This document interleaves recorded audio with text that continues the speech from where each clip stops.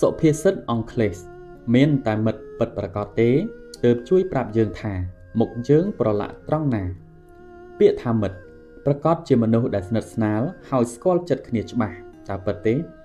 អញ្ចឹងមានតែពួកគេទេដែលមានចេតនាល្អអាចជួយប្រាប់យើងត្រង់ថាមុខយើងប្រឡាក់ត្រង់ណាចុះអ្នកផ្សេងដែលមិនមែនជាមិត្តឬត្រឹមតែស្គាល់គ្នាតាមបែបធម្មតានៅពេលដែលគេប្រាប់យើងថាមុខយើងប្រឡាក់ត្រង់នេះឬប្រឡាក់ត្រង់នោះតើយើងជឿគេដែរឬទេតើគេអាចជាមិត្តពិតប្រាកដដែរឬទេកំហុសឆ្គងនរណាម្នាក់ក៏តែងតែកើតមានដែរប៉ុន្តែសង្គមនេះមិត្តល្អឬមិត្តคล้ายមនុស្សល្អឬមនុស្សអាក្រក់គឺរស់នៅច្របូកច្របល់គ្នាបែងចែកមិនដាច់ដូច្នេះដើម្បីសម្គាល់ថានរណាសមជាមិត្តល្អរបស់យើងពិតប្រាកដ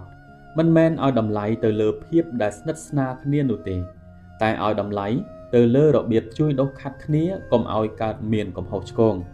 ត្រង់ចំណុចនេះមានមនុស្សច្រើនណាស់ក្នុងសង្គមដែលគេចេញមុខមកជួយប្រាប់យើងថាប្រឡាក់ត្រង់ណា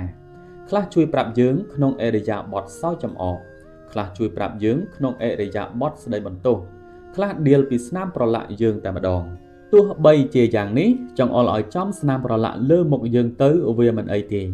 តែមានខ្លះចង្អុលឲ្យទៅពីគ្រប់កន្លែងអរិយាបថទាំងអស់នេះមិនមែនហៅថាជួយដុសខាត់យើងទេឬជួយកែលម្អយើងទេ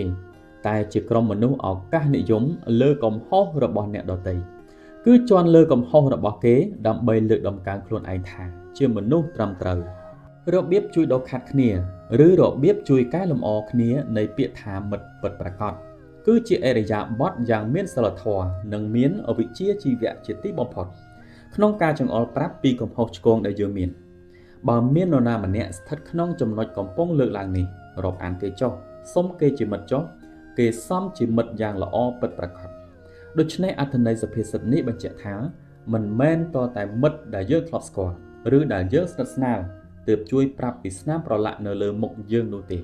ប៉ុន្តែរាល់មនុស្សទាំងអស់បើគេជួយប្រាប់ថាមុខយើងប្រឡាក់ត្រង់ណាគឺប្រាប់ដល់អរិយាបថសិលធម៌និងមានវិជ្ជាជីវៈគេនោះហើយស័ក្តិសមជាមិត្តពិតប្រាកដ